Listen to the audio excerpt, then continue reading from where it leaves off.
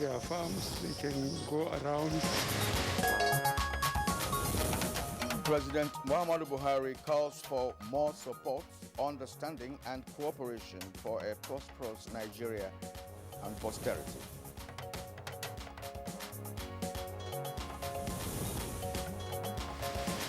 First Lady urges mothers to be more committed in prayers for the peace of the country.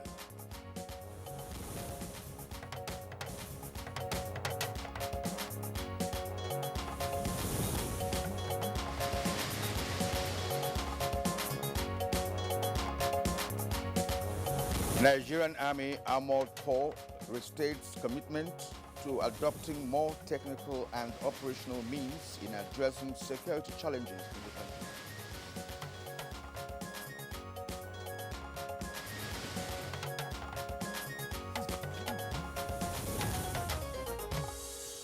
All right, Kirian, our topic this morning, of course, is on national sacrifice and peaceful coexistence. Exactly.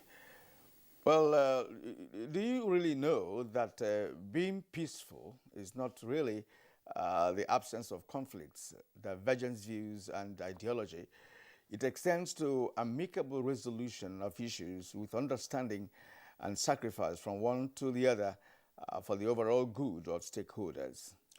Indeed, peace involves inner satisfaction and healthy growth that radiates to the outside, fostering social and national values, manifesting in positive attitudes, lifestyle, behaviors, and traditions. Now, peaceful coexistence, therefore, stands as the pillar that sustains many aspects of human life as highly sociable creatures, passionate about peaceful, effective, and harmonious living. In fact, peaceful coexistence has been identified to rest on the principles of human rights, tolerance, and non-violence, with the emphasis, of course, on legitimacy, as well as ensuring that there is commitment and commitment to peace or peaceful resolution of issues, and resistance of aggression as the occasion and environment might demand.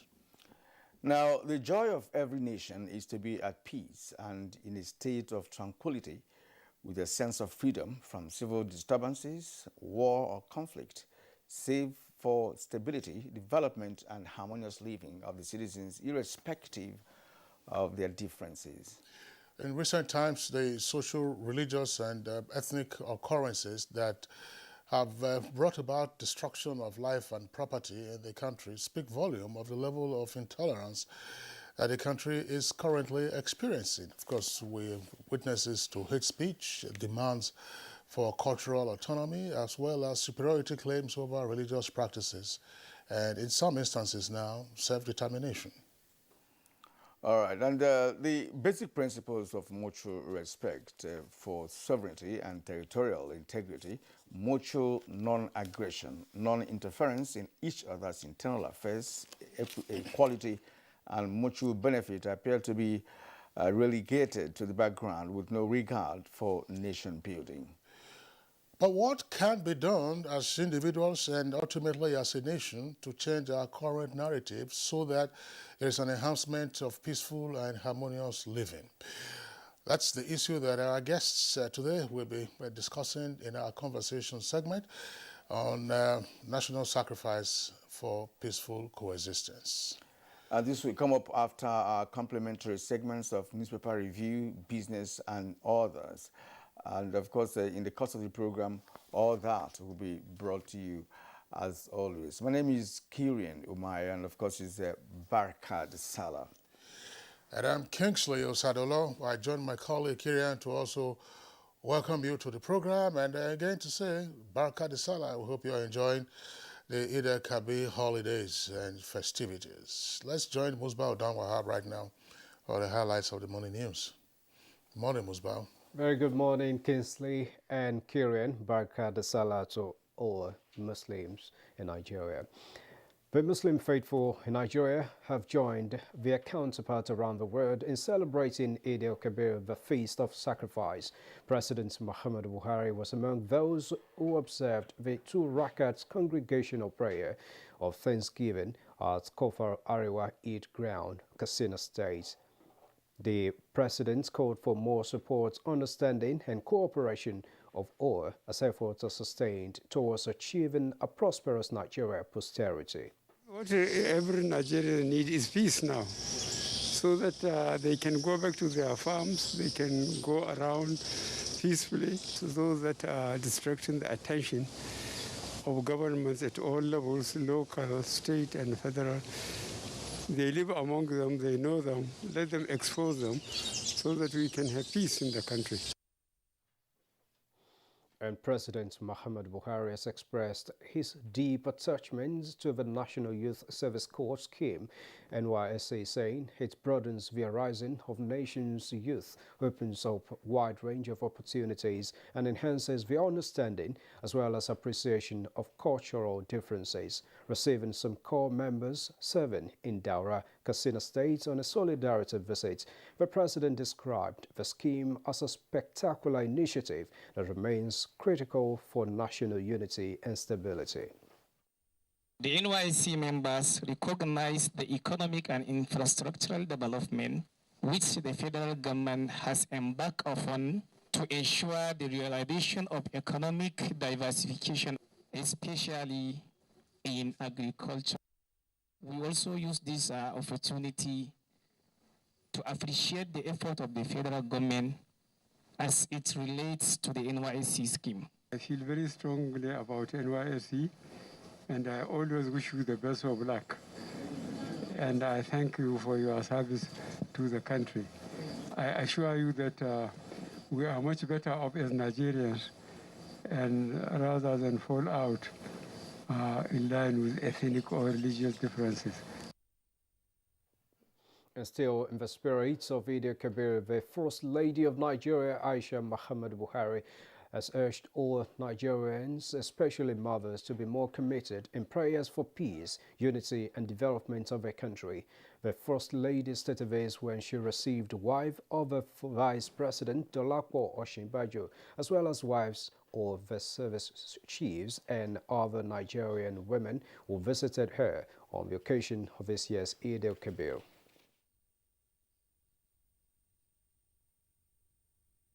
Building. We thank the Almighty Allah for making it possible for us to witness the Eid al-Kabir celebration, a celebration of sacrifice. And as usual, we have prayed for families and Nigerian. Let us commit to prayers for peace and unity of our nation.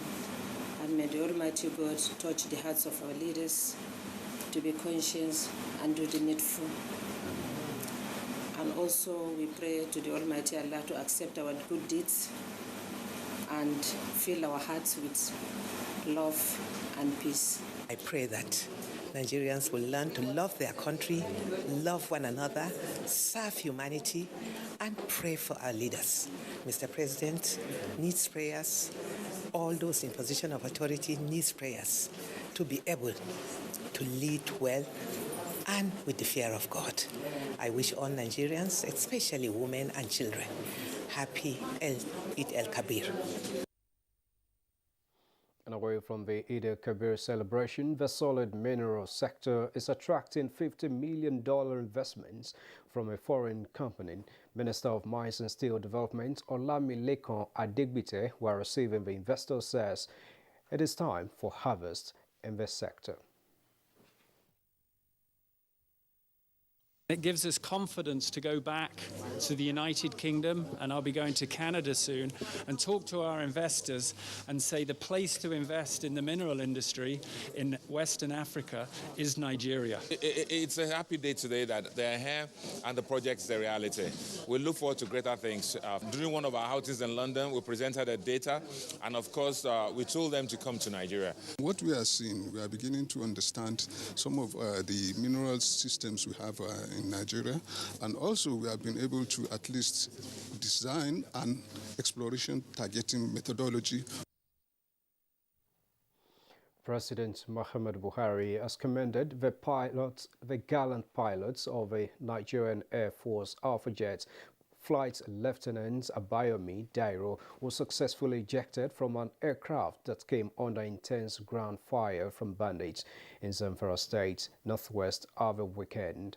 In a statement that the president, who was briefed on the successful operation by the nation's defense forces to rescue the pilot, said he was pained by news of the air crash but felt relieved following the successful ejection by the pilots and his eventual rescue. The president praised for the quick recovery of the pilots.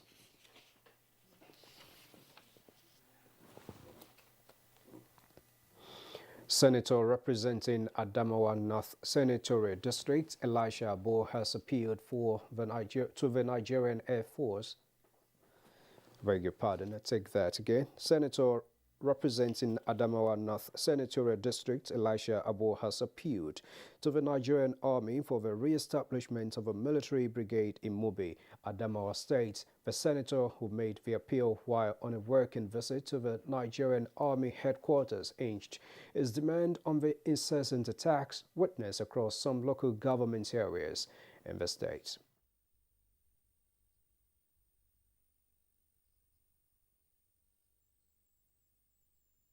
I paid a courtesy visit on the Chief of Army Staff to see how we can partner together in this fight against Boko Haram insurgency. Particularly, I made a request to the Chief of Army Staff to establish a full brigade comprised of over 1,500 soldiers and officers and men. The Chief of Army Staff actually promised to look into this particular request because it is in the interest of Nigeria. The senator noted that there is need to restore strong military presence in Adamawa State as the area has witnessed an increase in terrorist attacks since the brigade based in Mubi was decommissioned in 1996.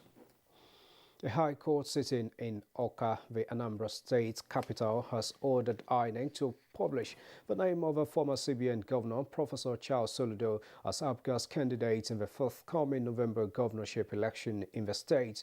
Nwabufo Nwoye reports that Justice Chukwudi Oka and his judgments ordered that the name of Chukwuma Umeoji be removed as the party's governorship candidates and ordered him to stop parading himself as one in the November 6th governorship election.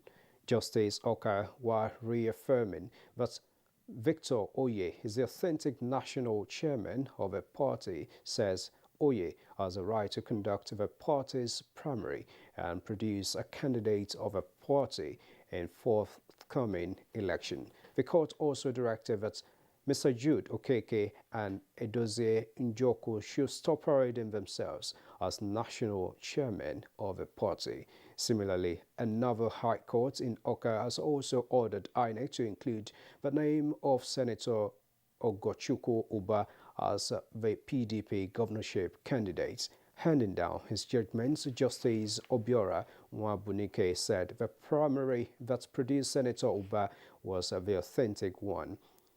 Although the court upheld the arguments of Valentine Ozigbo, the party primary was an internal affair. The judge said it cannot be valid when there is a subsisting judgment which has not been vacated. The court awarded 10 million naira as damages against Mr. Valentine Ozigbo and the PDP.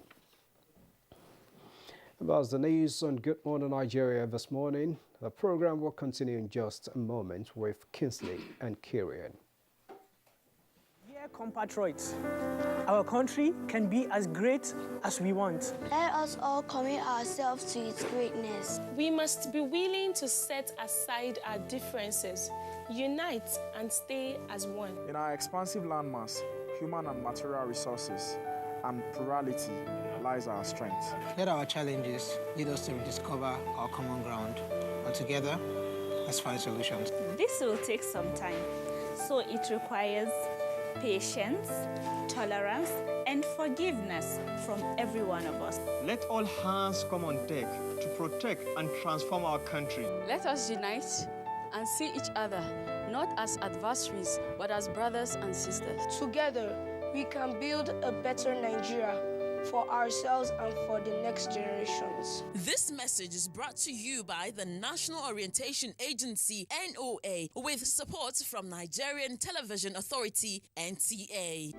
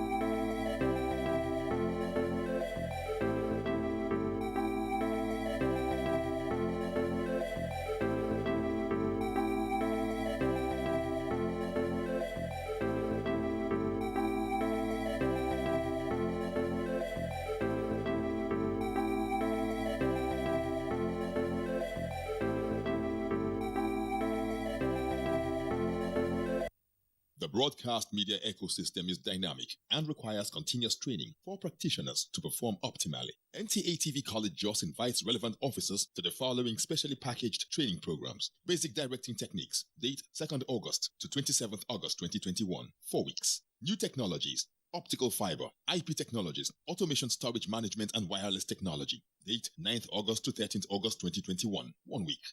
Transmitter Operation and Maintenance, date 23rd August to 27th August 2021, 1 week. Advanced Broadcast Accounting and Auditing, date 30th August to 24th September 2021, 4 weeks. Emotional Intelligence for Workplace Efficiency, date 6th September to 17th September 2021, 2 weeks. The course fee for the 4-week course is 100,000 naira per participant. The fee for the 2-week course is 80,000 naira, while the course fee for the 1-week course is 60,000 naira only. Accommodation inclusive. The venue for all courses is the serene and secure environment of NTA TV College near Old Government House, Rayfield, Jos. For more inquiries, please call 0803-079-5335 or 0806-980-9807. NTA TV College, Jos, training you to be the best you want to be.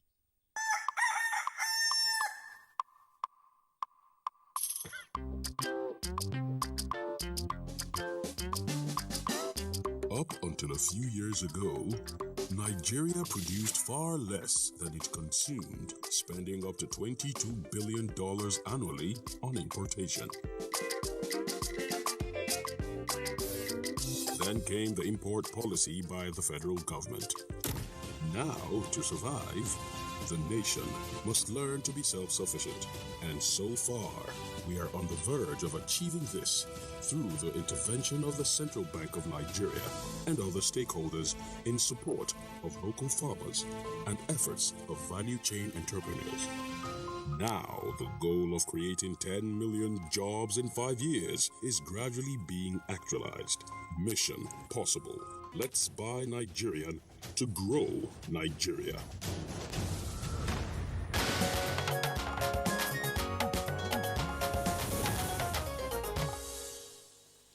We thank you for joining us this morning on Good Morning Nigeria on the network service of the NTA. Next is Business News with Kunle Adeye.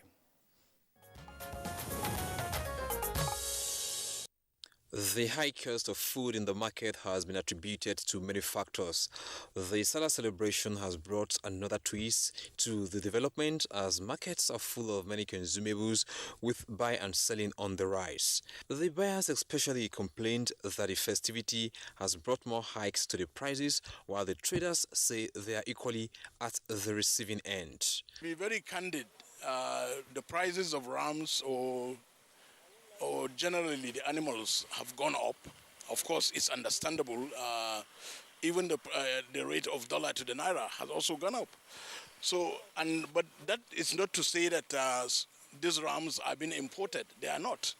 But because there are consequential effects of the price of dollar or the rate of dollar to the naira, you will find out that it cascades down to everything that you are buying. We have not seen anybody this morning. We are just sitting down. There's no market. This one price is high before the year when you go fast now. But to the normal price, now this year no market now. But that year when you pass is going market plenty. But now I don't have market. But everything don't cost. Even the village where I buy the ram cost. You can't bring them for Abuja man no market. With business news, I'm Kunle Adeyeye. Coming up next for us now is newspaper review.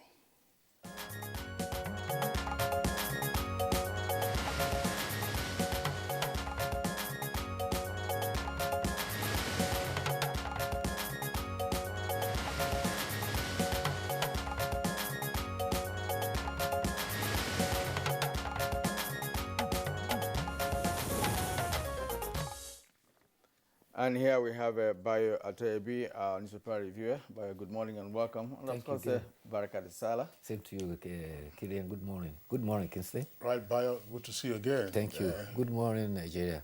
So the Salah festivities continue. Yes.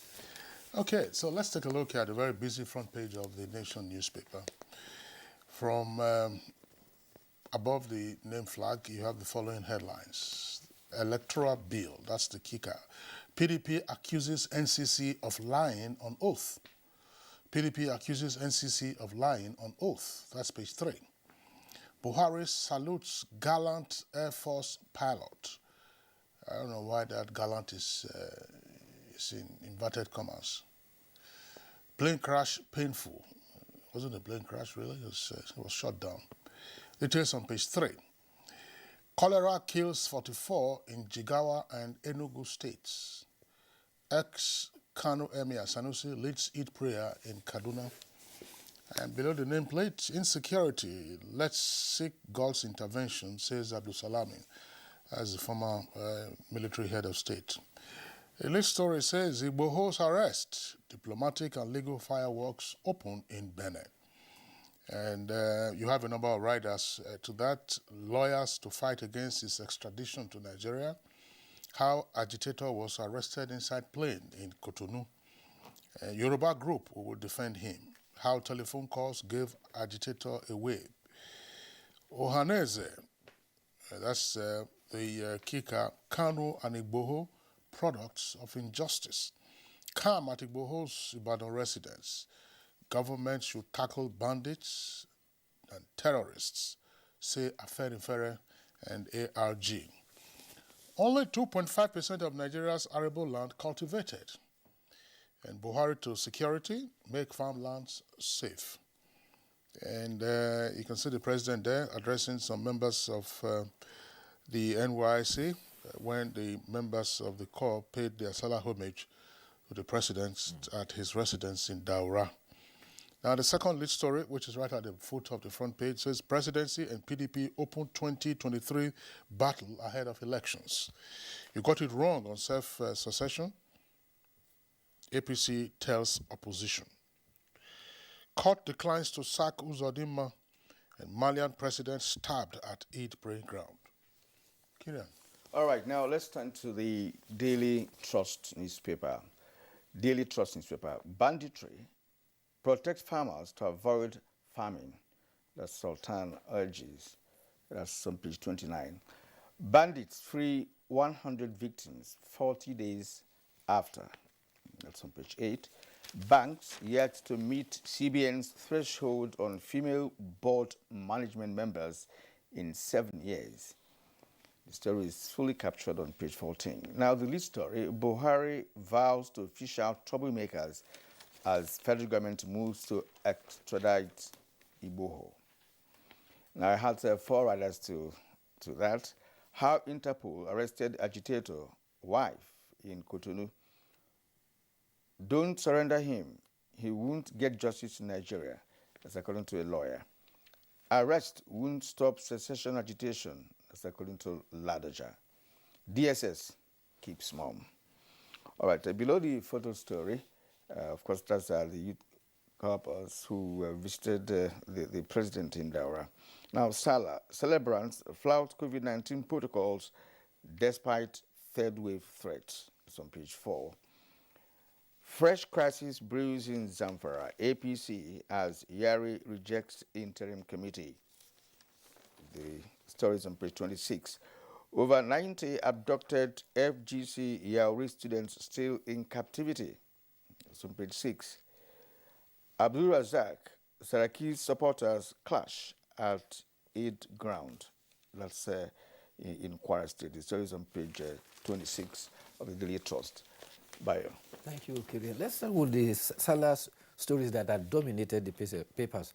President Muhammadu Buhari and his kitmen gathered at Kufar Arewa prayer ground in Daura to celebrate Eid yesterday.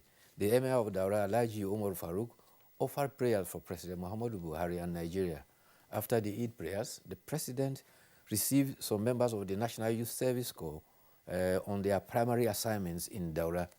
In his remarks, the president said the NYSCA has helped in promoting unity and that it has also helped in diversity of our culture and ethnic situation by exposing our youth to all sides of the country. As a gesture, the president donated 2 bulls, 20 bags of rice, and 1 million naira to the corps members. Meanwhile, the Sultan has called on governments at all levels to ensure that farmers are protected from this farming season. He says this is to avoid famine. He said, we thank God for the rains that is giving us, but it is time also for farmers to go back to farm. But they cannot go back to the farm. They can only do so only when they are sure of their security. He said there is hardship in the land and across the country, and he urged all leaders to fear God and take measures to solve some of the problems. He also urged all Nigerians to pray for peace, stability, and prosperity. At Mina, Governor Abubakar Bello called for prayers for peace and for security agents so that they can restore normalcy. Generals Ibrahim Babangida and Abdusalami Abubakar also urged bandits to desist from their ungodly acts. At Maiduguri, Governor Babagana Zulum was joined by many personalities, including the Inspector General of Police and the Sheikh of Borno at Eid ground. The Chief Imam, Shetima Saleh, urged Muslims to pray for peace to return to Borno and the whole of Nigeria. But there's some successes by security operatives. The police in Zamfara have rescued 100 persons who were abducted early in June. This is after they have spent about 40 days with the bandits, especially in Dansado area of Maru local government area. The abducted were kept they were kept in Kabaru forest. Repentant bandits were said to have facilitated their rescue through mediation brokered by the Zamfara state government. And also in Imo State, a woman who was kidnapped at Amako here in Owerri North was rescued by Imo Police Command in Delta State.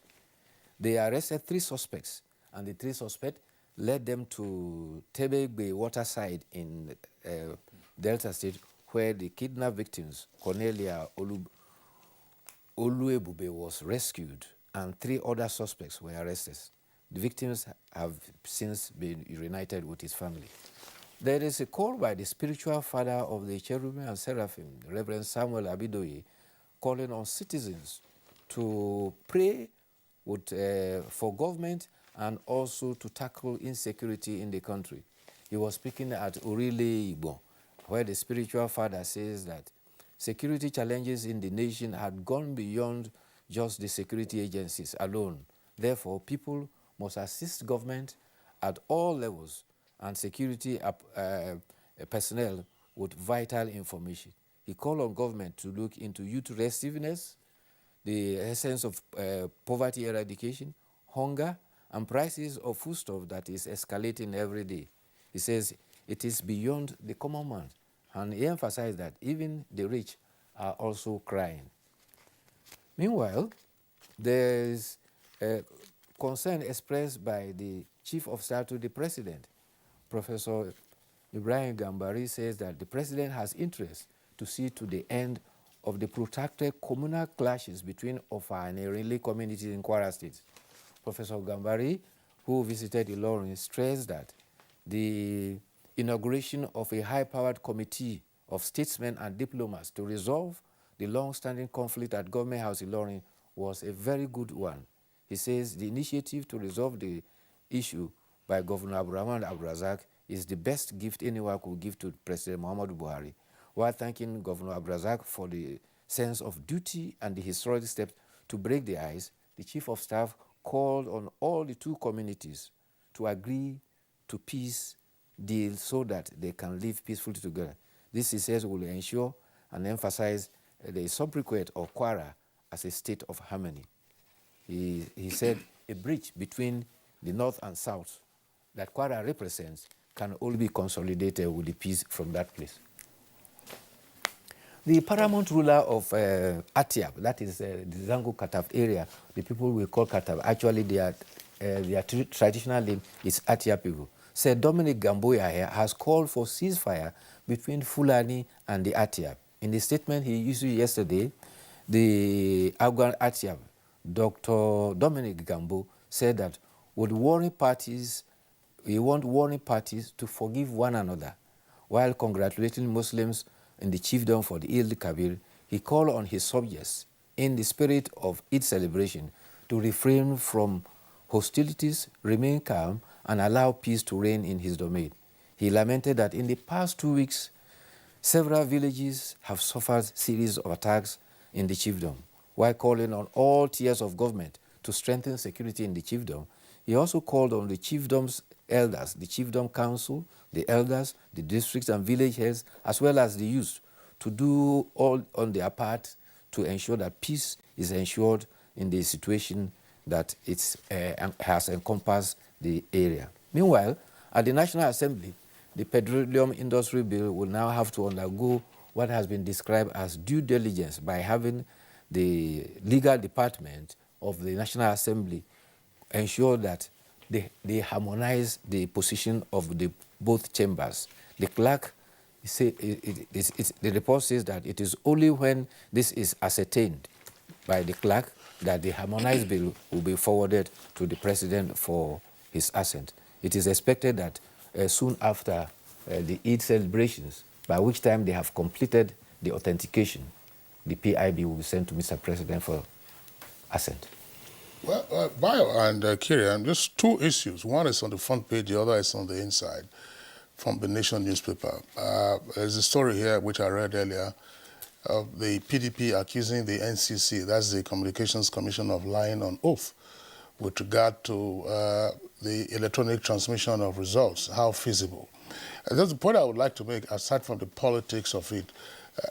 The point is as follows. It's possible that many persons do not realize that you can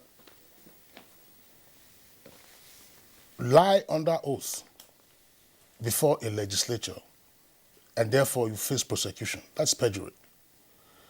You can also commit contempt of the legislature and therefore you also face prosecution, for the contempt, or, straight away the presiding officer can order the sergeant at arms to commit you for contempt, that is in the face of the legislature itself.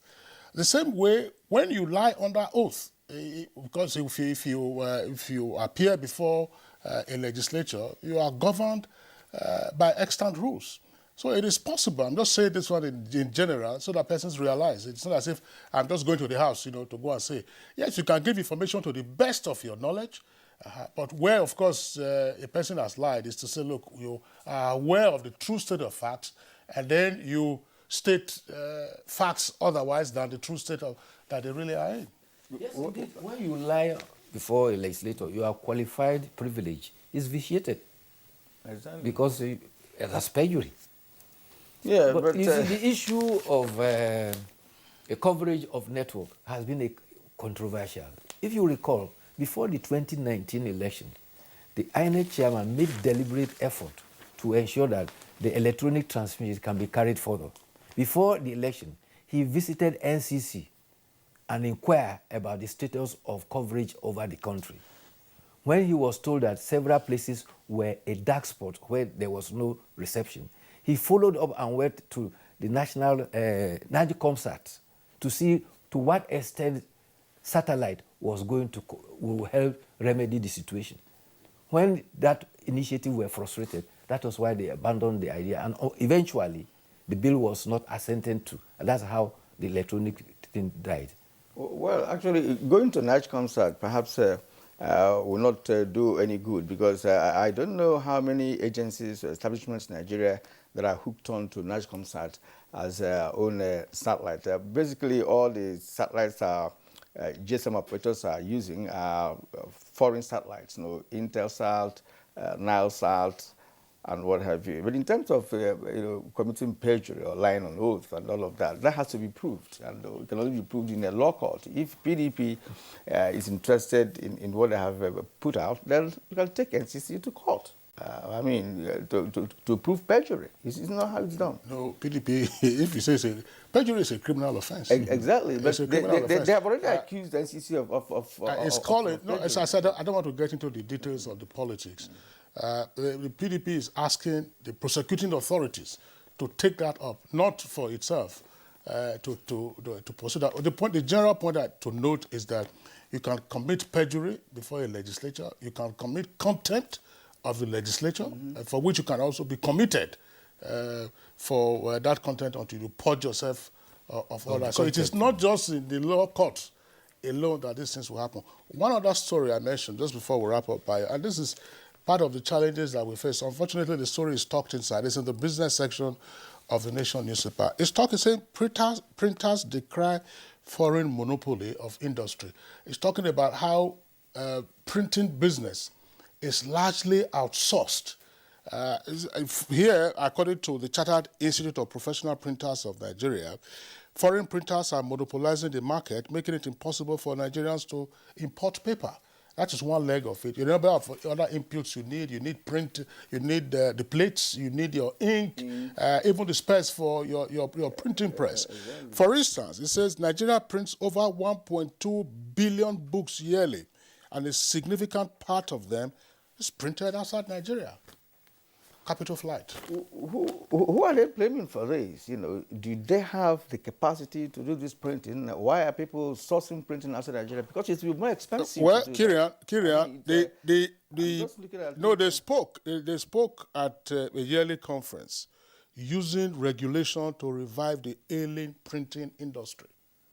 So there is an ailment debilitating the printing industry.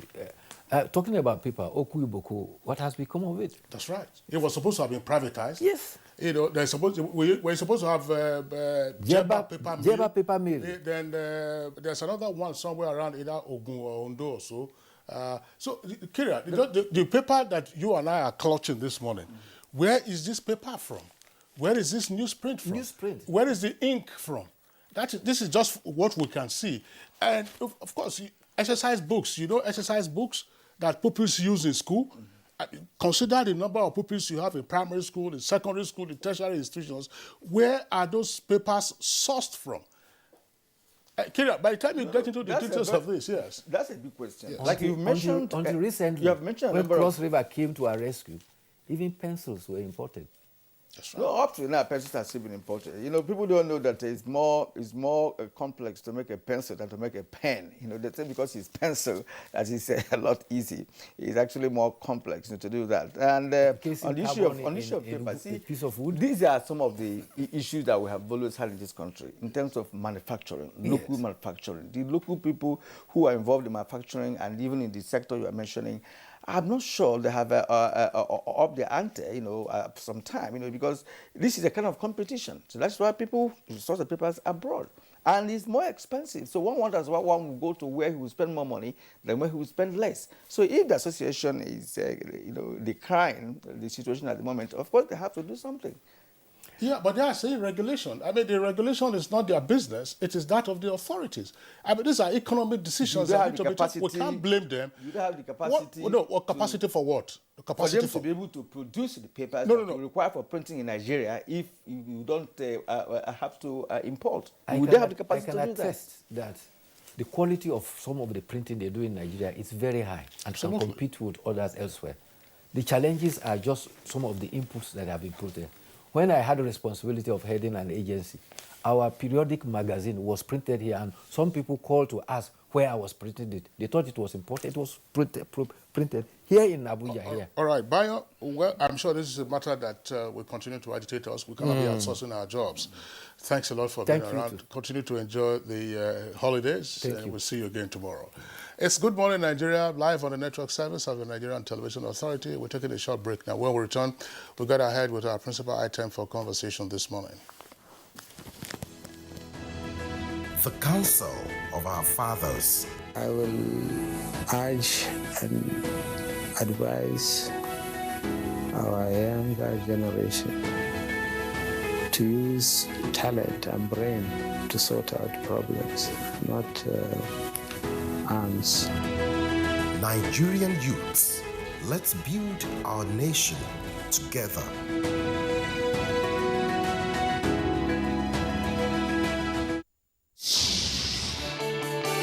A new edition of TV Guide is out exclusively with Governor Simon Lalong of Plateau State. Since assuming office, our rescue administration has pursued the path of peace and reconciliation and restored confidence among people of different ethnic, religious, and political persuasions. Peace is back on the plateau.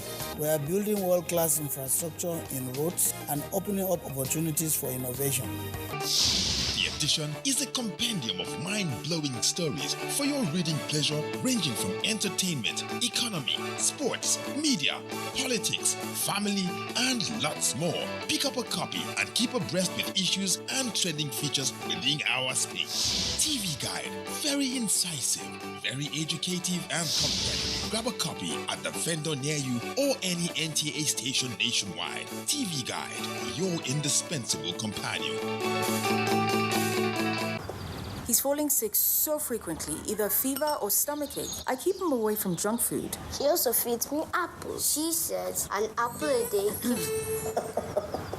If you want to keep germs away, then also wash your hands regularly with Dettol soap. Meaning? Germs and disease spread through the hand also. For this, use Dettol soap. Dettol protects from up to 100 illness-causing germs. Dettol soap is endorsed by the Nigerian Medical Association. Be Dettol sure.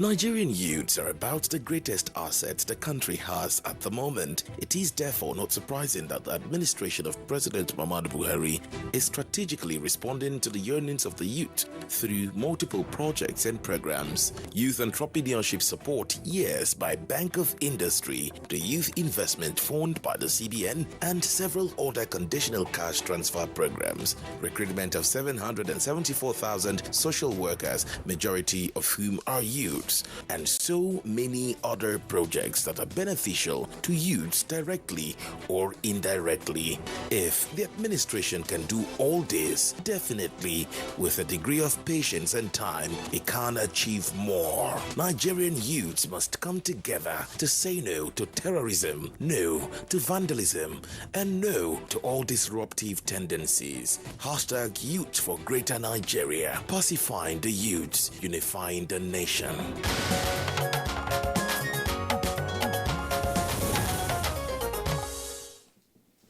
You're still watching Good Morning Nigeria on the network service of the Nigerian Television Authority. Now, to kickstart our conversation on national sacrifice for peaceful coexistence, let's listen into this background by our correspondent, Ekene Undulwe.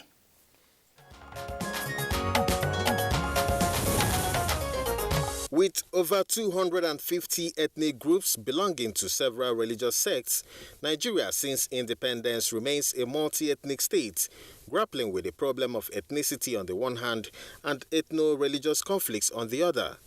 These ethnic and religious inclinations have continuously become a fulcrum of various forms of nationalism, religious superiority, demands for political power, and self-determination. All these are said to be instrumental to discrimination of one ethnic or religious group against another, placing Nigeria as a center of numbers of ethnic and religious crises. These crises are not without negative implications on nationhood, which include discouragement of foreign direct investments, food insecurity, wanton destruction of lives and property, and disruption of local production. Proponents of a unified Nigeria have consistently preached selfless service to the country above ethnic and religious considerations as the basis for peaceful coexistence. Gladly, there are a number of persons who have sacrificed their safety to uphold humanity above basal ethnic considerations. The story of an 83-year-old Muslim imam, Abubakar Abdullahi, who in 2018 hid 262 Christians who were under attack by some Islamic elements in Plateau State, is one of such beautiful stories of national sacrifice.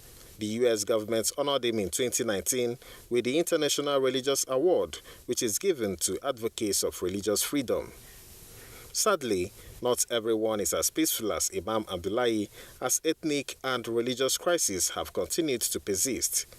Recent years have seen Nigeria witness a number of these crises, with the prominent ones including ethnic killings in southern parts of Kaduna, the recent violence in Sasha, Oyo State, among other cases across the country. Is peaceful coexistence possible in Nigeria? Are people willing to make sacrifices for the country? Guests on Good Morning Nigeria will be giving their perspectives in a moment.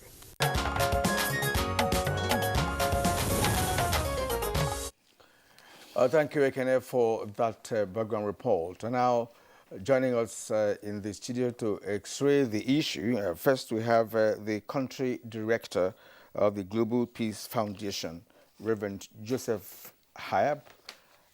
You're welcome to the program. Thank you very much, and happy Salah to all our Muslim brothers and sisters. And now, also in the studio is an associate professor and head of research and policy Analysis Institute for Peace and Conflict Resolution, Professor Joseph Ochogu.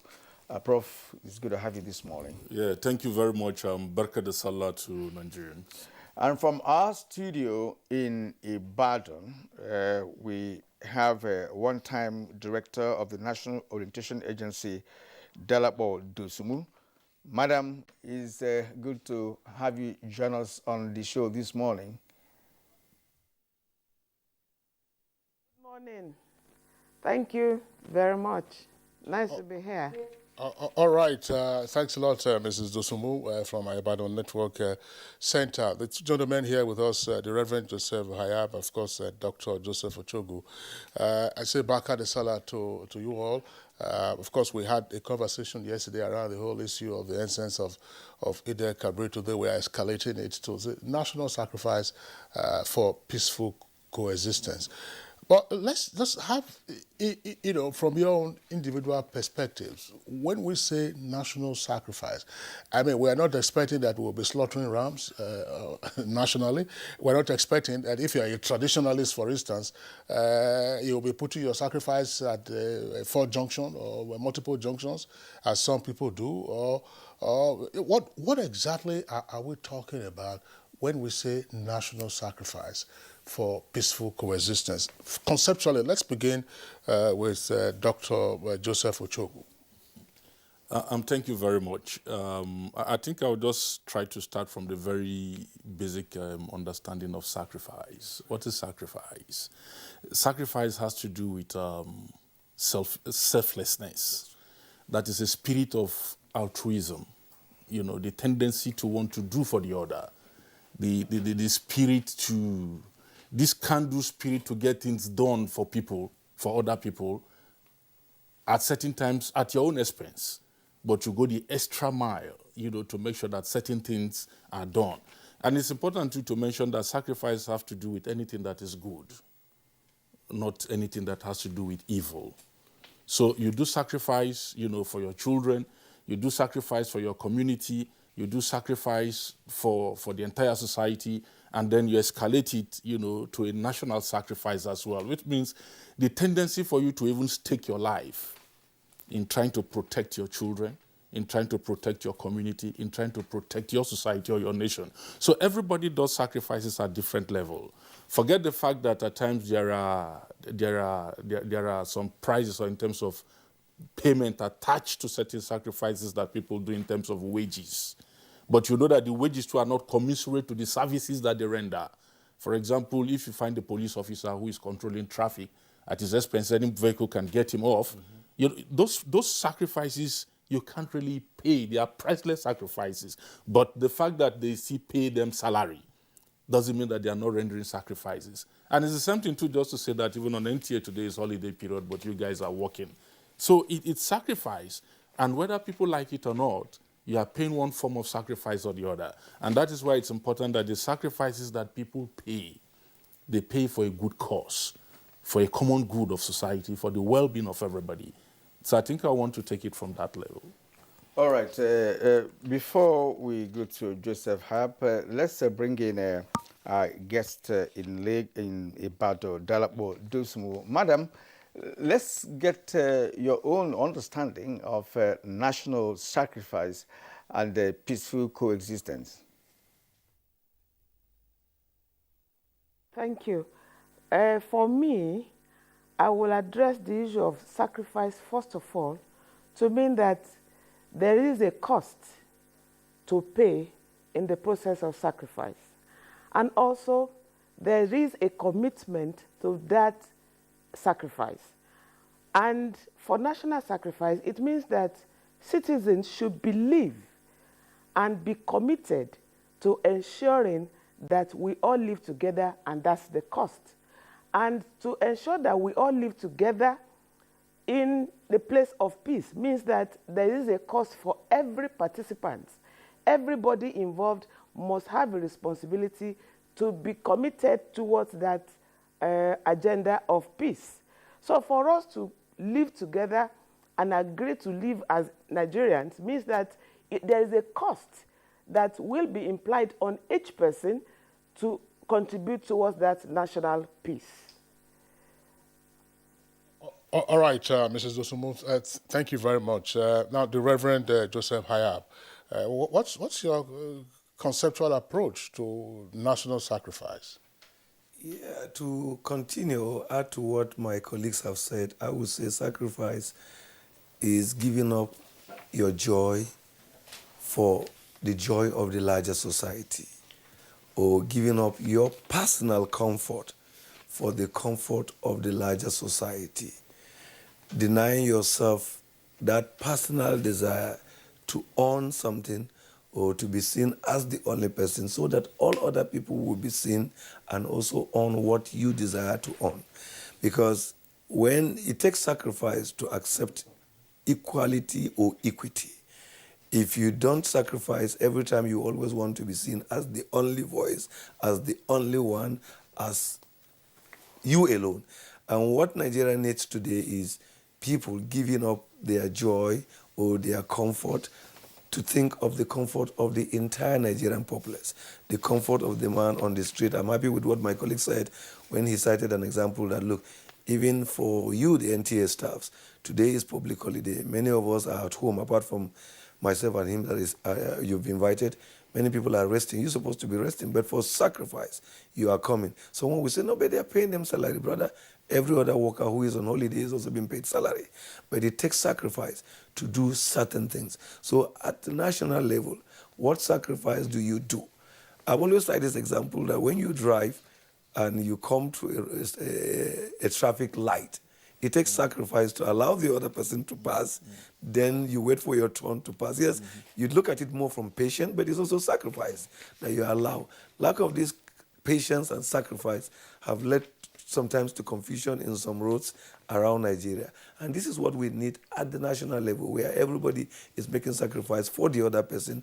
Regions are making sacrifice for other regions. Communities are making sacrifice for other communities. Staffs are making sacrifice for their bosses. Bosses are making sacrifice for staffs. Then when every leaders are making sacrifice for the masses, masses are making sacrifice for leaders. When everybody begins to make one sacrifice, deny himself of certain comforts, of certain privileges, of certain rights he thinks, for the sake of everybody to be happy and be comfortable like him, then we have started the journey and we will reach the destination. But if we don't have that spirit inculcated in us as people to our children, who will be leaders of the next generation, then we've not started the journey to peace or having things done right. And on that note, I would like to pick up a question from your explanation, and that's going to Professor Ochogu. Why is it that it has become so difficult, for Nigerians to sacrifice to ensure peaceful coexistence? We have had a number of national issues where Nigerians toe the line of, ethnic line or religious line and what have you. So why is peaceful coexistence so important for us as a nation with multi-ethnic and multi-religious, background? I think when I started, I said sacrifice must be done for the purpose of good. So if you are doing sacrifice for the purpose of good, there are certain indicators or indices, that are attached to the sacrifice that you do. The first one has to do with integrity, sincerity of purpose, and then the willingness to see results. You can't be making sacrifices without seeing results, and you continue to make that sacrifices. Like we say, you make a selfless sacrifice, for the common good. So if, for example, a policeman who is judiciously carrying out his duty, making enormous sacrifices in the course of his line of duties, and it's time for promotion and he doesn't get promotion, you want him to make sacrifice the next time? So that is the contradictions of what we have in our society in terms of the level of inequality, the level of discrimination, the level of the mismanagement of our diversity, that have further make people unwilling to sacrifice. Genuine, sincere people, unwilling to make sacrifice because they've seen perhaps people who have made sacrifices in time past, either in the military or in the police or in the civil service, even in private businesses and all that. And the results of their sacrifice didn't come out well. I hope you are getting the point. So that makes it a bit difficult. And I think that is the tragedy and why we need to turn around this the result component of sacrifice in our society. And until we begin to turn that result component of it, then it becomes difficult. For example, if we have our men who are fighting bandits or who are in the northeast and some other parts of the conflict area and all that, they are making this sacrifice, this enormous sacrifice that we've tagged it as priceless sacrifice. Let's assume that they are down. What is the responsibility of the nation, for the family of that man who have gone to the field, to die for the cause of the common good? So we must begin to find. I'll give one simple example. When I was schooling in the UK, for example, if it is a Sunday or a holiday you want to work, the pay is double. That's right. I'm not saying that NTA should double your pay. I don't know what the policies are. We used to. I'm saying in this economy, in years past, if you under the law, if you were working during a public holiday, that's right. Or you were doing overtime, the amount you get for those hours will not be the same as you will get for regular hours. And I'm not even sure that we still have overtime in this country these days. Nobody talks about that. But that is. I mean, I'm sorry, I'm interjecting, but it's a key point that you are raising. In adverse weather conditions, for instance, you have a snowstorm, for those people cannot go to work. Those who risk it to say, look, they are going to work. Excellent. And their pay, of course, cannot be the same as a regular pay when it is summertime. Chogo, continue, please. So I want to use this concept of what I would call the incentivization of sacrifice.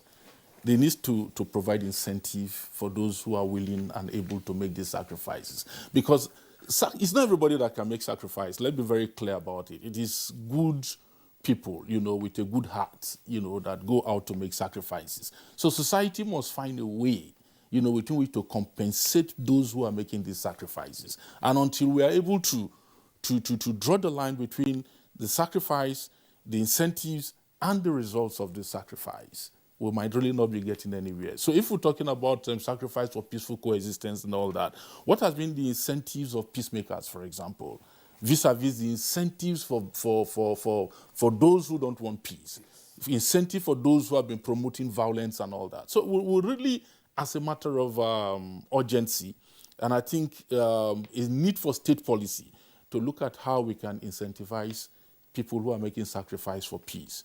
Not only people in the military, even those who are in civil and other spheres of national lives and all that. We must find a way to incentivize those people. If you look at the Northeast, for example, one of the cries in the Northeast has been the fact that those who are perpetrators of violence, for example, are being rewarded against even those who are victims of this violence. So we really need to find a way to begin to look at these things and begin to see how we project our society. Even during elections, for example, you discover that those who get employment at the end of the day are those that were used by politicians, in terms of perpetrating violence, doing electoral frauds and all that. They end up, once the politician gets in position, he begins to empower those same cycles of people. Meanwhile, the peaceful people too don't really have it. So we need to actually change this paradigm and practice, in our society for us to get ourselves on and get our nation on course. Dr. Ochogu, thank you very much. The Reverend Hayab, let's explore further the linkage with sacrifice and results, and therefore how to ramp up the incentivization of those who are peacemakers, those who are making sacrifice for enhancing our peaceful coexistence.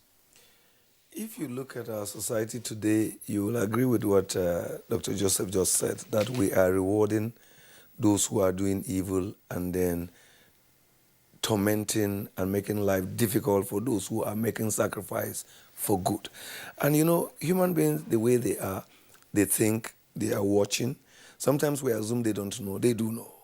They may not speak because of the season, but they know exactly. Show me a man who you were in school together. He could hardly write his name. He didn't even pass his WAEC. He didn't even do anything tangible in school. The fact about it is that he's supposed to be a dropout, but he just managed to scale through. There is nothing he is doing to prove the source of his wealth than just belonging to some political groups or identifying with some characters. Now, such a person, within a twinkle of an eye, have just become a multimillionaire. Someone who religiously is faithful to going to work, faithful to serving in the capacity he's serving, and doing everything with the best of his ability. His promotion is being denied. Even those rights of, let's assume, there are people who have been working in the past few years or years in Nigeria, even their leave grants have never been given to them. So when people just sit down and see someone who never did anything is now gaining, and those who are actually working are not gaining, one, you have discouraged him from being productive. You have now put in his mind, you have now deprogrammed him to now see sacrifice as waste of time, as waste of resources, because it never pays. Outside a practical example, personal example, there was a day I had an issue with the Abuja Electrical Development Company. We do pay light bills consistently every month. The fact is that it is a standard in our office that we must pay light bill. Without anything, they just came, cut off the light. What was the problem? They have nothing to show you about. I went to the office to talk to them, and I just realized there was really nothing. The first question that came into my mind is that, is it the way you pay faithfulness? Someone who consistently pay you every month. Check your records. Don't even allow me to leave here. Just open your system and check from February 2020 to today. Every month, this is the amount consistently. Is it the way you pay?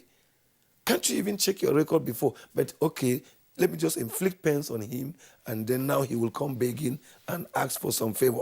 When you treat people like that, how will they be faithful? So they will now start practicing what the dubious people are doing.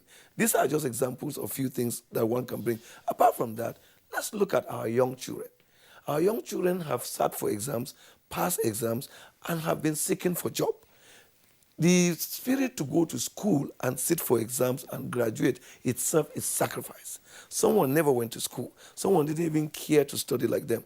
And then appointments have been offered to those people because of the example you've cited. They were political talks. The man who's supposed to go to school just realized all this sacrifice you're asking me to wake up in the morning, take my bath, and go to school and do assignment is not worth it. So before you even talk about sacrifice for peace, you have to look at sacrifice for everything that Nigerians have been doing. How can we commiserate the reward of such sacrifice with the sacrifice they are putting? Until we change that attitude, people will no longer make sacrifice to go to school, make sacrifice to work, make sacrifice to attend to every national need. But I think time has come that as Nigerians, we must learn to make sacrifice, because we have been angry, or we have been reacting angrily to the poor incentive to sacrifice, and it has not changed everything. So why don't we say, wait a minute, I'm no longer going to do sacrifice because of the incentive alone. I'm going to do sacrifice for conscience and for my children, for the next generation. Because I quite understand that there need to be an incentive to encourage sacrifice. But if you keep judging Nigeria on the basis of that, I can assure you that in the next 10 decades, we'll still be where we are. So what we are preaching now is to say, wait a minute, there are things you have to do it, not because the other person refused to appreciate you, but because for your conscience and for the future of this country. I always have hope that despite what we see today, a time will come that we will see them no more. I'm speaking from the angle of faith and as a practitioner, that the encouragement we give people out there in the local community is to say, yes, things may be bad, but in your local community, do your small sacrifice.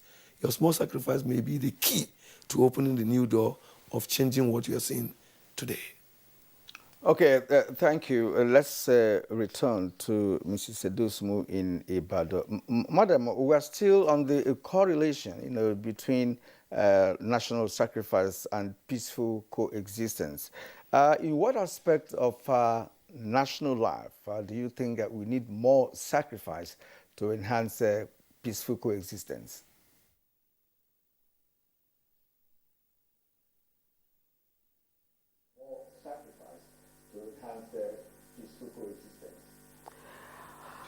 Thank you so much. You see, I want to believe that for there to be peaceful coexistence in Nigeria, in the first instance, there has to be justice.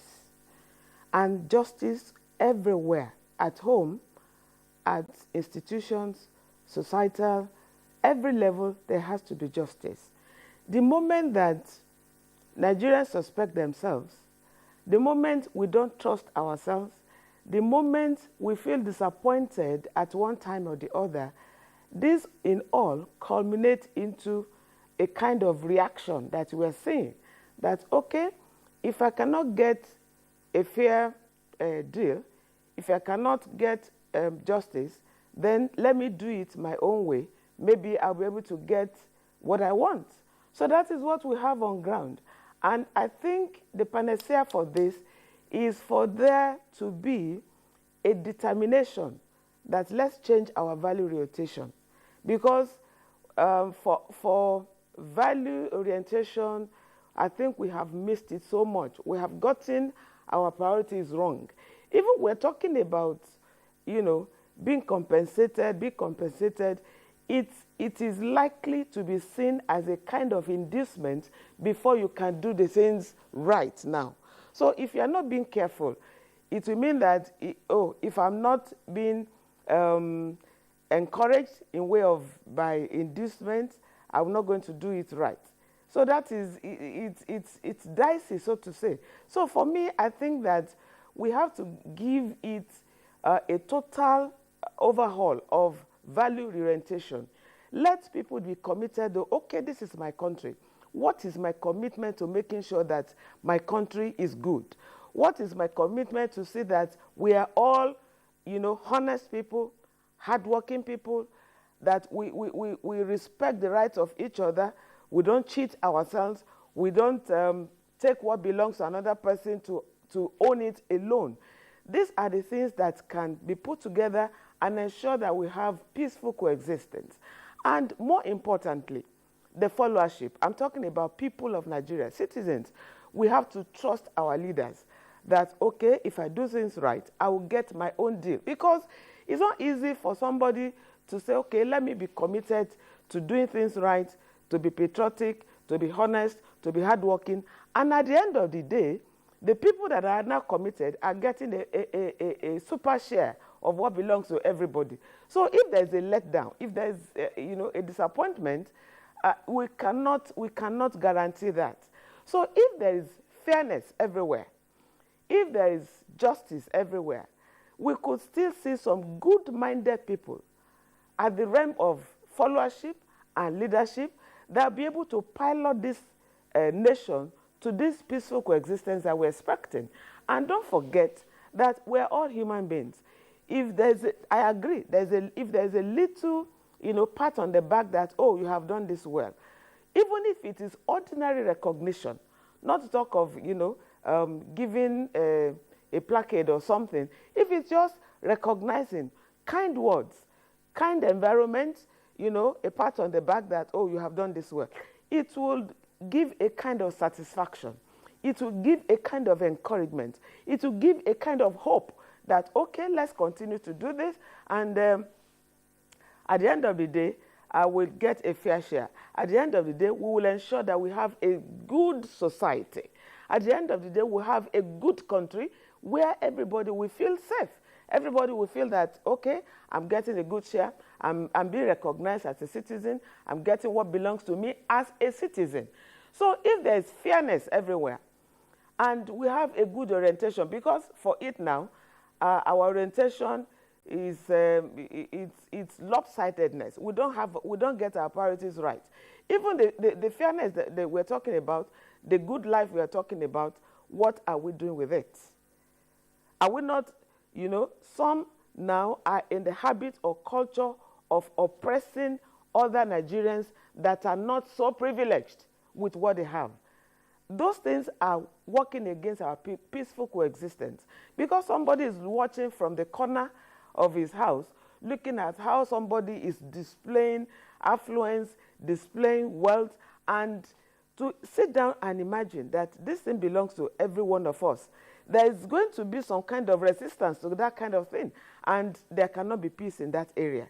There cannot be peace when we have that situation where some people feel cheated, some people feel oppressed, some people feel that, okay, maybe I'm not doing enough. Okay, what do I do again? And then people start to think about how to cut corners, how to, do some other vices to be able to copy what others are doing that are not right. So we need to see that there's justice, there's fairness, there's a good, we have value for our norms, we have value for our, our culture, we have value of what makes a good country. The leadership must be by example. We must have mentors that will display how we can live together in peace by this commitment of, sacrifice. That's my contribution. All right. Thank you very much. But let me just throw this in. When we look at the values that we've mentioned, and which we all know as being some of the critical challenges that we face because of their absence or their shortage in supply, namely justice, fairness, equity. Now, are we getting the impression that these are like abstract values that are out there that are distant from us? Whereas we, as a people, as Nigerians, as members of society, as members of our families, are supposed to, in the first instance, imbibe those values and let them reflect in our actions. Why is it difficult for us, therefore, I mean, Ochogo, I'm just asking because I mean, justice or fairness cannot be outside. If you have a family, if you don't treat your children equally from your family background, you're creating problems already for yourself. So you see, just to tag it on, yes. When I said incentives, those are the kind of incentives we are talking about. When a man has made sufficient sacrifice, he expects justice as incentives. He expects equity as incentives. But if he makes sacrifice and then begins to suffer discrimination and injustice and some other kind of things, you want another set of the same man or his child to do that same thing? A typical example, I mean, let's be very frank. I like being very real, in my discussions. A teacher who has served the country for 35 years judiciously and retires and expects his or her pension and cannot get pension and has a son or a daughter who watches such father or such mother gone through a career line and there is no such incentives in terms of the remuneration, in terms of the pensions and gratuity and other things that is due that person. What orientation do you think that child will have concerning that kind of profession? So the point to make is that every sacrifice has an incentive. Let's go back to the sacrifice we just finished with the Eid Kabir, with the Salah celebration, which has to do with the Abrahamic sacrifice, that has to do with both the Jewish, the Arab, the Islamic tradition, and then the Christian tradition, because that is the origin for the three religion. If you look at the willingness of Abraham, for example, to sacrifice his son, immediately you see the incentives. He became friend of God. He became blessed over and beyond. So every sacrifice has an incentive. We shouldn't, we're not expecting people to be paid for sacrifice, but in the course of your sacrifice, there is an incentive there that is waiting for you. And that is why societies that have incentives for people who make sacrifice, they go the extra mile. That is why, for example, you see that snow is falling, there is heavy snow, the electricity poles are down, but the electricity worker is on the ground there, walking inside that rain. I've seen that happen in Washington before. And the person is walking. So you ask the question, why is that person walking? Why is the firefighter seeing fire and still going ahead to quench the fire? Why is the army man seeing bullets and still going on with the fight? He knows that with this sacrifice he's making for his nation, the nation will not fall his family, even if he dies in the course of this sacrifice. So incentives is very critical in making sacrifice, whether national sacrifice or any kind of sacrifice that you want to do. And we should not diverge it. So some incentives are also priceless, just like sacrifices are priceless. And that is why we are talking of issues around justice, equity, fairness, and then the provision of some basic amenities for people. We cannot take that off. If you don't do those kind of things there, and the bad people who do bad sacrifices and provide the wrong kind of incentives too for their people, they will gain ground. They gain ground. And that is why, to a very large extent, we've seen people with all forms of vices like cultism thriving in our society, drug addiction thriving in our society, because they take their own negative sacrifices and get their negative rewards or negative incentives. So we must up our ante in terms of how we deal with some of these things in our society. We must privilege those who are making sacrifices with incentives so that those who are doing the evil and the bad things see that, no, if I follow this track here, the incentives I get is much more better than, and then we depopulate those number of people, and bring them, into the cause of the just cause. And then we can now have a much more better society. We can't pretend around it. Kina, I understand. What I'm driving at is to say, your explanation is noted, Ochogo. Why is it difficult for some of us to be agents that will provide those incentives of justice, of fairness, and equity? Why would I be in a position and I don't dispense justice? Why would I be in a position and I'm not fair? Why would I be in a position and I'm not equitable? Exactly. And that's why I want to ask you, Reverend, Nigeria is a religious country. We are known when we talk about pilgrimages and religious festivities and even the one that we're in now. Yet, the question Kingsley raised has persisted. Now, my worry is this. People in government are all aware of the issue of sacrifice and the benefits behind sacrifice and what we stand to gain by sacrifice for peaceful coexistence. Yet, the people in the positions of authority do not adhere to the principles of justice, fairness, and equity. Where did we get it wrong? Well, our sister in Ibadan said something about reorientation, the kind of orientation we have. Have you seen that our educational system itself has a problem where little children are sent to school to first start to know how to read and write, not to know how to live within a community? So you can see children knowing how to read and write, but they still do not understand how to live in a community. If you have ever had a privilege to, as he shared with us, to experience the educational curriculum of other countries, you will see that in pre-nursery school, they don't teach children how to read and write. They teach children how to relate with their parents, how to relate with their siblings, how to relate with the community, how to relate with people, because that's the foundation of it, not just reading. Reading is not what makes people who they are. Their character is what makes them who they are. So but when we put a foundation of, let them know how to read, and proudly the teacher will tell you, your child can read. My child does not need to start reading at that age. It doesn't make sense. My child just needs to understand who is your mother, who is your mother's sister, who is your brother. So when you do this to your mother, or when you see your mother, this is the kind of attitude you're supposed to display. When you are in a public place, you're supposed not to shunt, you're supposed not to do this. These are the foundations we're supposed to give. But permit me to use this example probably to explain what and answer your question.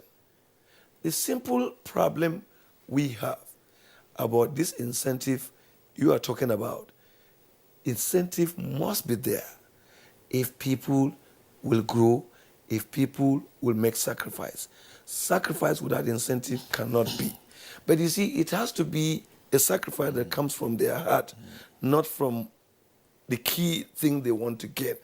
Because when people grow and know, for the sake of the name of our family, I'm not going to steal. Because I don't want anybody to mention their Hayab name and say they are thieves. I don't want anybody to mention Nigeria and say they are criminals. Now, the sacrifice he's going to make is, there's a temptation for him to take money.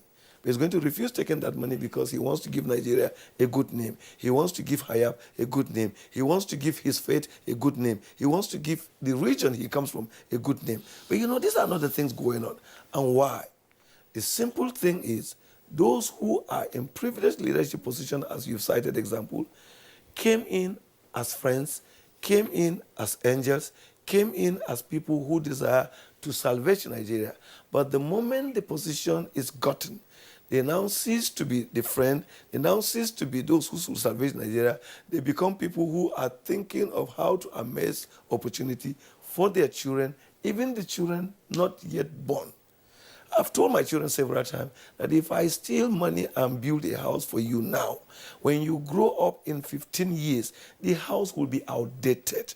The structural design of that house will no longer be useful to you. So I will not do that. What I want is, how can I, as your father, sacrifice for Nigeria, make the community where we are living a better place, so that when you come up in the future, people in that community will just look at you and remember, these are children of Mr. So who lived here and make sacrifices for the security of our community, for the cleanliness of our community, for the betterment of our community, for everything good. Unless we begin to impact such ideas in the minds of our children, they will grow to be leaders and only be competitive in amazing wealth, in seeking for opportunities to outsmart others. They are not going to be thinking about nation. They are not going to be thinking about the general good of everyone. We are talking about the common good of man here. Think about the roads. The roads we fly in. And when you fly and see the potholes, and you ask yourself whether we have people who know what other Nigerians are going through to fly this road, because when you drive on those roads for 2 hours and go back to your house, you will need drugs or else you cannot sleep. So when you face this kind of situation in a country where your governor, your leaders are flying jets for just a short visit to a state, a governor who wants to go to Bauchi from Abuja wants to fly a jet, and the over 3 to 5 million citizens of that state cannot afford to fly jets. Is that sacrifice? Because we must learn to tell our leaders some basic truths, that some of these things they think that is the privilege of office itself is the reason why people are thinking, wait a minute, okay, if office or politics come, it's going to be a do or die, because no one is thinking of any sacrifice. Everybody is just thinking to go and amass wealth and get the opportunity for himself and for his family. So I think as Nigerians and as people of faith, when we talk about God and claim to serve God, what example do we have from Father Abraham, from Jacob, from Isaac? Because I'm a pastor, and Christian will say the God of Abraham, the God of Isaac, and the God of Jacob.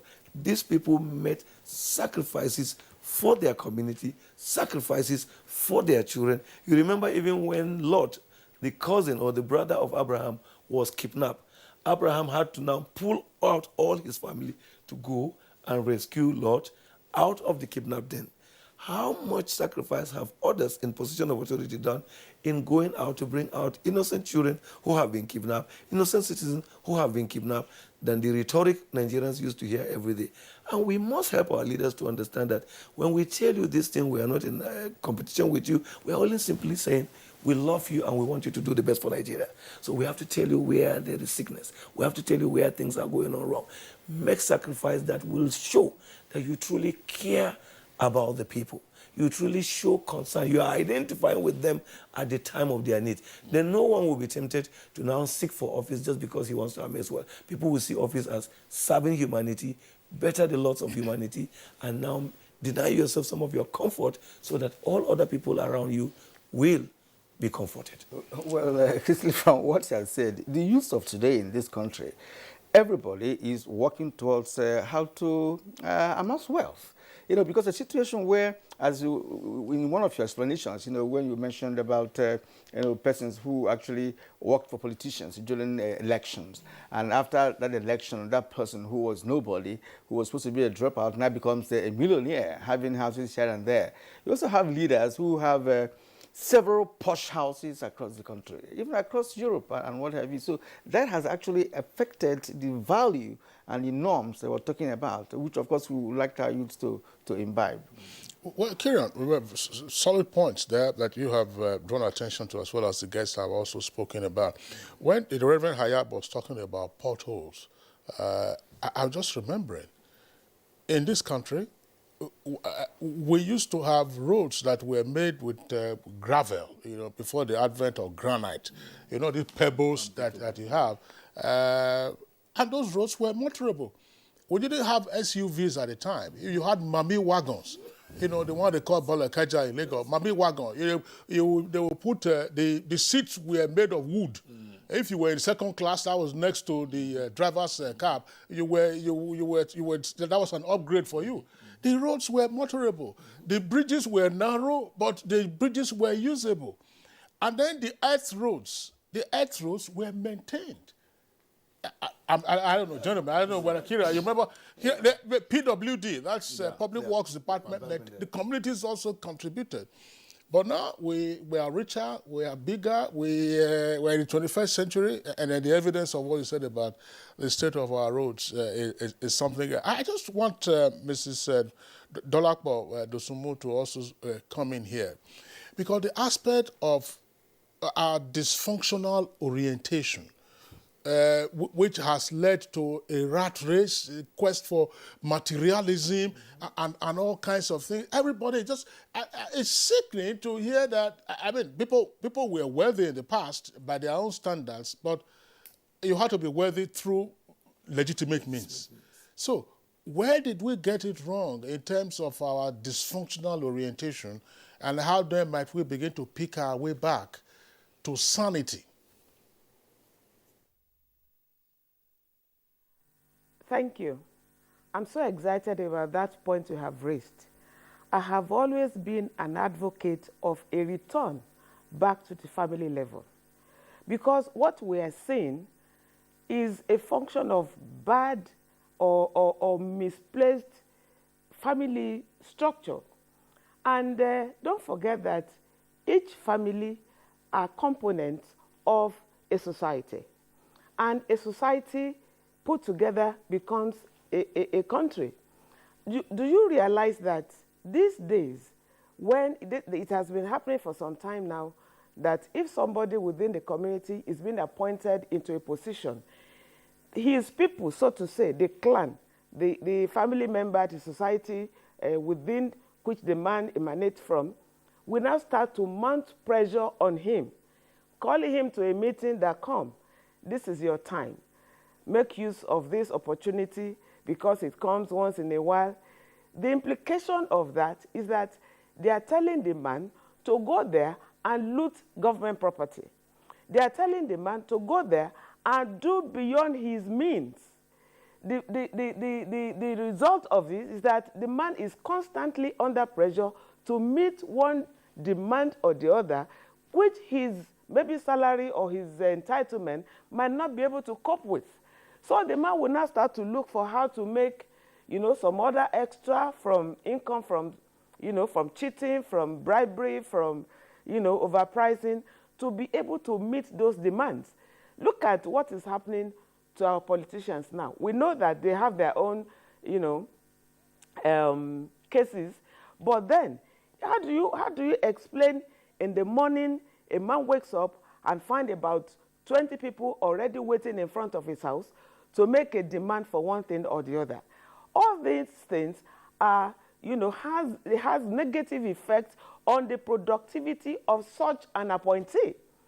And, from the family level, this cheating that I'm talking about, takes place. There are 3 children in the house. The first 2 is looking for how to take the right of the other 2 younger ones to add to themselves. And if this is not managed, it's always transforming into a societal thing where that trait will be so obvious in wherever they go. And the man in the house is not truthful enough to say, okay, let's share what I have. The man simply abandons his responsibility, and this person is supposed to be a leader in the community. Will now go outside the house, and if he occupies a position, the same trait he's going to, display where he's going. So my own is that we have to go back to the family level. Let parents take up this responsibility of nurturing children of the home in the way of the Lord. Teach them, these core values that we're talking about. How to have value for hard work. How to have value for honesty. How to work hard to be able to become somebody. Not what we have on ground now, where everybody is looking for shortcut of how to get money. And I've said it, even the money that we're talking about, there is no proper use of wealth again that we see. All we see is flaunting of wealth to oppress other people that are not privileged.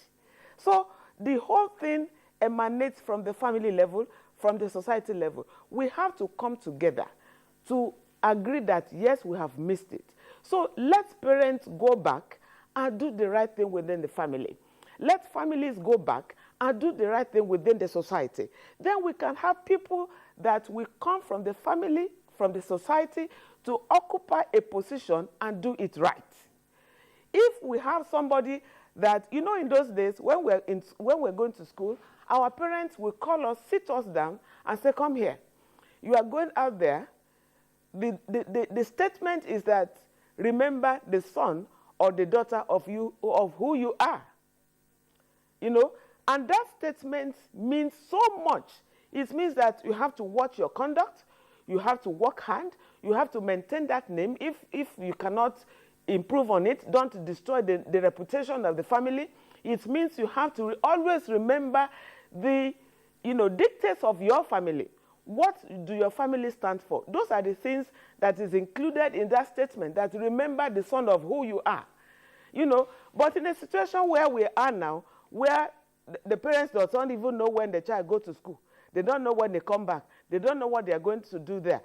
A family can have somebody in university and none of the parents will go there in 3 or 4 years. How do they account for the behavior of such children or students? And when they come out, they will now start to display what they have been able to get from the school, whether bad or good. So each of us should go back to the family level to do these things right, to correct our children, to bring them up in the knowledge of the fear of God, in the knowledge of these core values that we are talking about.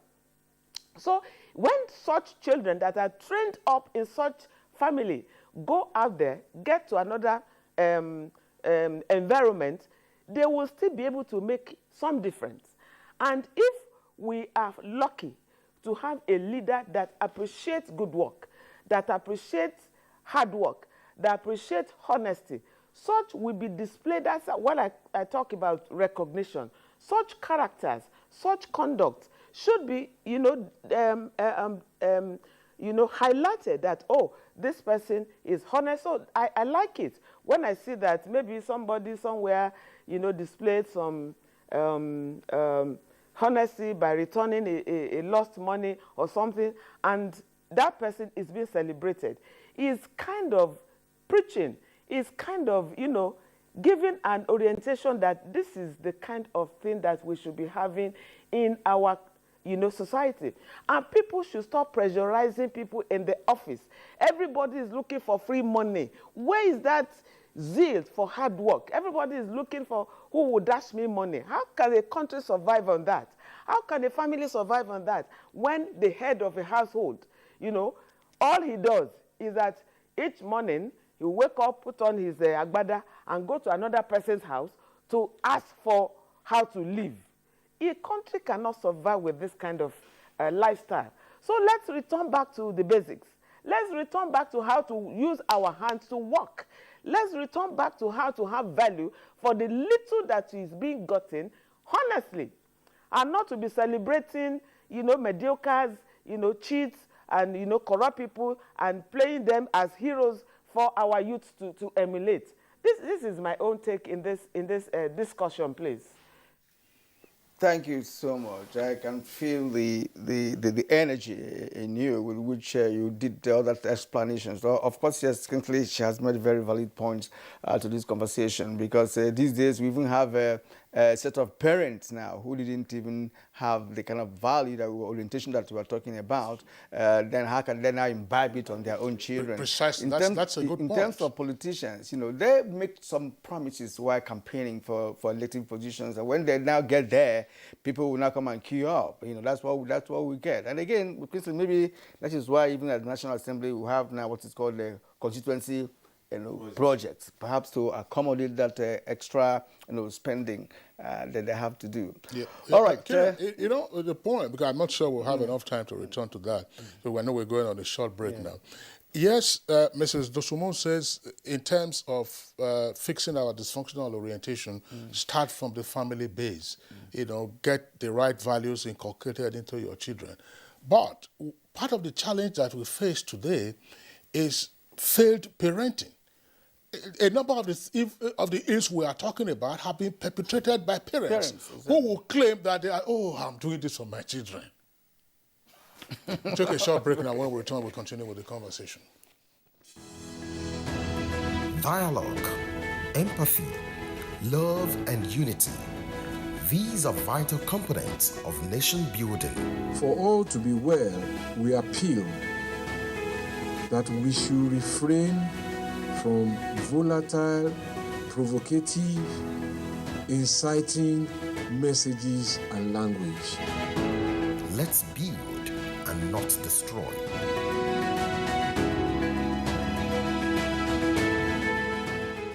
Nigerian youths are about the greatest assets the country has at the moment. It is therefore not surprising that the administration of President Muhammadu Buhari is strategically responding to the yearnings of the youth through multiple projects and programs. Youth entrepreneurship support years by Bank of Industry, the Youth Investment Fund by the CBN, and several other conditional cash transfer programs. Recruitment of 774,000 social workers, majority of whom are youths, and so many other projects that are beneficial to youths directly or indirectly.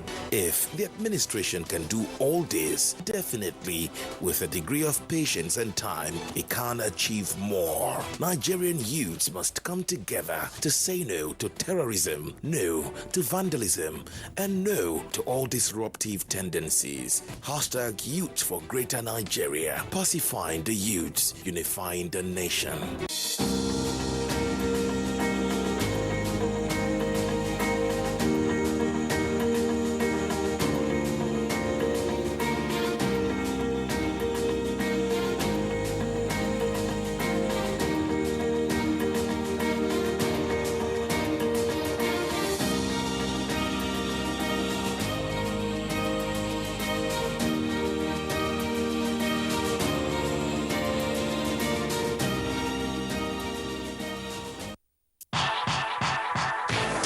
It's the dawn of a new era on NTA's flagship program, The Sports Parliament, revitalized with lots of varieties, including feedback responses from viewers.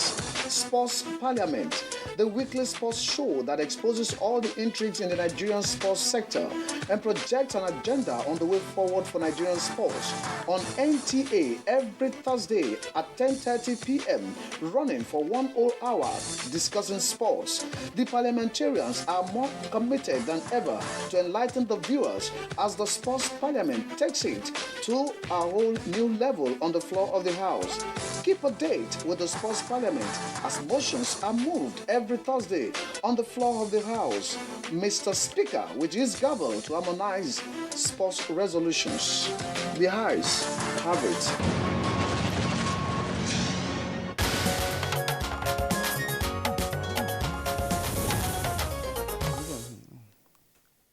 All right, you're welcome back, and it's still Good Morning Nigeria, live on the network service of the Nigerian Television Authority. We're on the home stretch, as it were, of this conversation, and so let's drill further down into the aspects of sacrifice and for the entire purpose of peace building, nation building, and all that. One point that has emerged from all of our conversations, we know the nature of sacrifice, we know the challenges we feel to sacrifice, and what we need to do as individuals, as families, as societies to get things right. But the point was made earlier in the course of this conversation that because of what sacrifice entails, if you are a peacemaker, you definitely would know what cost you bear as a peacemaker. But what are the incentives for you to continue to be a peacemaker versus what are the disincentives for troublemakers so that the level of impunity or audacity that we find in our society is greatly diminished? Ochogo. Yeah, thank you very much. I think for me, the first thing is we already have some sanctioning mechanism in terms of what we have in our laws, against those who disobey our laws and all that as a society. What we need to do now is to sharpen those sanctioning mechanisms and the institutions, these sanctioning institutions. For example, we need to do a bit of policing reform.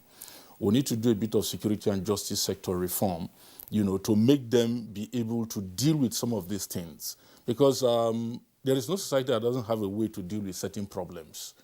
So what we need to do is to strengthen their capacity to be able to perform some of these things. If you steal, you are caught, and then within a very short period of time, without delay, justice is dispensed. And then people are seeing that happening. So once people begin to see that if you break the law takes a grip on you, and then you pay the price for it immediately. Not this one, we have cases in court that lingers for 1 year, 2 years, 5 years, 10 years going. It doesn't help the cause of society in terms of peace building.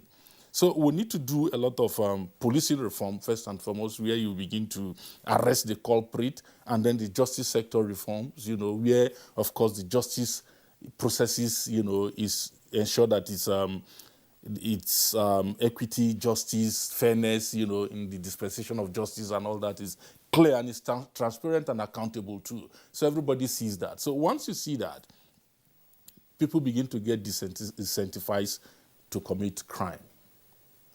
Then in the area of incentivizing peacemakers and all that, those who are doing their work, pay them as at when due. That's right. Yeah, because if you go to most states across the federations, now workers are not paid. And if you look at, if you want to measure, for example, states where workers are not paid, typical example, maybe Benue State, where the salaries are being delayed and all that, and then the prevalence of conflict, criminality, and other things should take place there. Once you shortchange people of their salary, you don't give incentives, for other people to begin to toe the line, and you begin to boost criminality in certain essence. So it's the same thing with nation building, state building. The capacity of state institutions to perform their responsibilities, their duties, in terms of the services they deliver. If it is good road, if it is good healthcare, if it is good education and all that, those are the systems that we need to strengthen in our society to make sure that they perform their responsibility in terms of the service delivery that they give to citizens. Citizens must see that coming out. All those things are aspects of peace building. And the workers who are working in those places there too, the work they give out in those places too are sacrifices. The same thing too, even in the religious cycles, among the different clerics, priests, pastors, imams, and all those people. So it's the collection, the collectivity of every work efforts from different sectors, and how we do these things and how effective we do those things, with the spirit of truth, spirit of justice, and the spirit of sacrifice that we put into these things, all that help to build a peaceful coexistence for society. And those who don't want to toe those lines there, society too must find a way to punish them, to ensure that, and that is why we have the military. To be able to, those who come with superior force, the military goes with more superior force to subdue them and bring them under the subject of the law.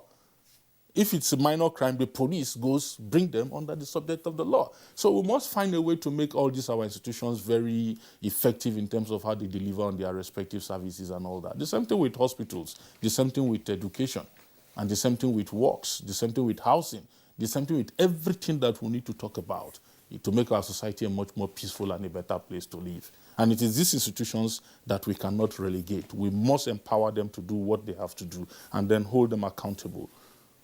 Yes, those institutions have been in existence, yet we still have some lapses in terms of implementation of their responsibilities to ensure that the society gets better. Let me ask you this, Reverend Oyahab. We cannot talk about peaceful coexistence in a nation where there are communal clashes, there are ethnicity in all that matters in this country with respect to issues or national issues, people to ethnic lines, religious lines, and all that. And as we speak, there are areas in this country where different communities have been fighting for over 3 decades. And as Professor Ochoa said, that we have law enforcement agencies, and they have not been able to settle this matter. And that is where even I would have brought in the issue of conflict resolution, of course, which is where you're coming from. So how would Nigerians be reorientated to begin to appreciate each other, understand the different cultures and ethnic backgrounds that we have, to say, look, you are from the northern part of the country, I am from the southern part of the country, but we have a reason to coexist. Why has it been so difficult? You see, the world is a world of information. And the information people receive today is mostly an information that glorify evil and crime. When people receive information that glorify evil and crime, the tendency is there for them to think, if you want to be famous, if you want to be known, then do evil, commit a crime, and you will be known. We must deliberately begin to de-emphasize those evil and criminals and then emphasize the good people. I have a different school of thought about the number of those who are doing evil. Honestly speaking, if you check, you will see that those evildoers are in the minority. Those doing good are in the majority. But the story out there for public consumption is the activities of the minority. Well, the things the majority are doing is less publicized. People don't even hear about it. Okay, when you started the introductory story, you told us a story about a man in Jos who saved people. Just one story. There are millions of Nigerians who have been saving people. Can we repeat these stories so that children will be hearing good things happening in Jos, good things happening in Bauchi, good things happening in Taraba, good things happening in Kaduna, good things happening in Katsina, good things happening in Enugu, good things happening in Port Harcourt, and then realize that, oh, there are good people. How can I align with those good people? But what our children knows today is bad things happening here, bad things happening here. So the tendency is, oh, that's why they are popular. So let me join the bad people. Probably it is another way that we can make those who think that they are doing evil less famous and less important. When we make doing evil and doing crime less important, we will attract the good ones and they will come out and overshadow the entire community because they are there. They are doing it. The fact that on every day when you walk on the street of Nigeria, you go to Nigerian hospitals, you will find those good people. But because nothing is said about their good, only the few things that are the bad ones they are hearing. So if you want to be popular, do a bad thing. But that's one. The second aspect of it comes to this issue of incentive and others. The reality of life is everybody wants to be celebrated. Everybody wants to be appreciated. Everybody wants to feel that little thing I did is being acceptable. We must devise a system in this country without allowing it to be over-controlled by government so that the politicization of that system will not be there, where they will look into the Nigerian communities. Which community have been showing example of peaceful coexistence? What have government done to the communities that are showing example of peaceful coexistence? And we showcase that to others. But communities that have actually been living in peace have also not even enjoyed good roads. They've not even enjoyed hospitals. They've not even enjoyed anything. The fact about it, the communities that create problem for Nigeria are the ones where better schools are built, better roads are built. So when people just see a country where you celebrate those who do evil and neglect those who want to do good, it becomes a problem. I've seen organizations once in a while celebrating traffic warders who come to the street and do it with passion, with love. That's not just enough. Is there a system, even from the police and the government of Nigeria? Every time here, when we are giving national award, though we've gone on recess sometime, not giving national award, awards are given for someone who was just a nobody yesterday and just became a political appointee or an elected person today and have not even served credibly, because awards supposed not to be given for people who are serving. Awards supposed to be given for people who have already served and they served credibly. But when the man is serving, you're only doing a press singing. So people just come and buy those titles, MFR, GCFN, those ones are the president, all those titles, CON. That's not what we want. That Nigerian farmer who has been providing food for the local community in Zaria should be in the list of the awardees. And then other farmers will say, wow, if I farm very well, probably next year, I'll be part of the awardees. But when they see that someone who they knew very well he was actually I would say he was a talk. He was doing toggery. Just because he won election, he ceased to be a talk to now someone who is having a commander in the order of the Niger. Oh my God, you can understand that. So when we change these things, then the incentive we're talking about will become real. Because as you explained, it is not about money. It's about that tiny recognition, that respect and appreciation for what he's doing, not recognizing a criminal that he knows and celebrating him and then abandoning the man who is making sacrifice. Thank you very much, Reverend Hayab. Mrs. Dosumo, can we get your closing thoughts on this? We know what the threats are to peaceful coexistence in Nigeria, the exploitation of ethnicity, of religion, and of course the absence, some would say, of equity, justice, and fairness. What can we do to drastically erode these dysfunctionalities and ensure that we are a more peaceful environment and therefore more progressive?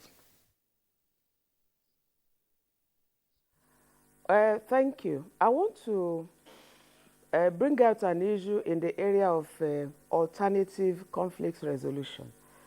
I would advocate that our traditional institutions are more recognized to play the role of conflict resolutions at the community level.